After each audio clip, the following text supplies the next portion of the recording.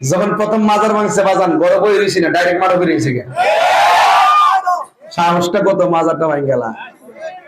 আর দুই একদিন সামনে বাড়লে ফাউডি ভাঙে গাঙ্গ বসা দিলাম হইলে ফেসবুকে দিয়েছিল কেল্লা বাবার মাজার ভাঙবো। খালি শান্তির দুই একটা ফোন দিছিলাম, আমরা আইতাম না, একটু ব্যস্ত, তোমরা একটু দেখো। খালি শান্তি যথেষ্ট ইনশাল্লাহ। এরা সব নবীন পাগল, কথা বলেন ডরে হারাইছে। আল্লাহ তো মাজার ভাঙতে গেছে, কয়েকটা বাংছে বাঙ্গার পরে যখন দেখতেছে কথা পাগল সিওল নেমে গেছে গা।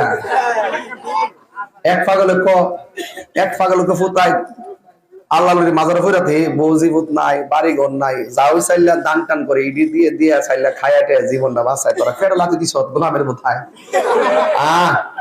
পরে সিওলটা লইয়া যখন হারিয়ে গেছে গা, কোন চান্দু আর গোলাপসার মাজারও গেছে,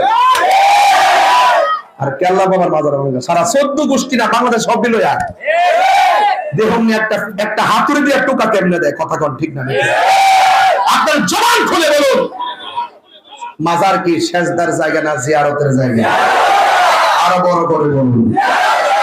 মাজারে যদি কেউ গাঞ্জা খা, তারা দইরা গাছের মধ্যে বাইন্ধা রাখবেন। মাজারে যদি কেউ শরীয়ত বহির্ভূত কাজ করে, এর গাছের মধ্যে বাইন্ধা রাখবেন।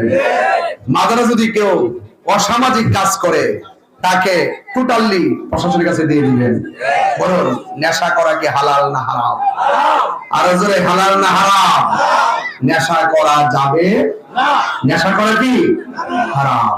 এই জন্য আল্লাহ নবীর মাজার হলো জিয়ারতের জায়গা। কিসের জায়গা? জিয়ারতের জায়গা। এই জিয়ারতের জায়গা আমরা সুরক্ষা করব।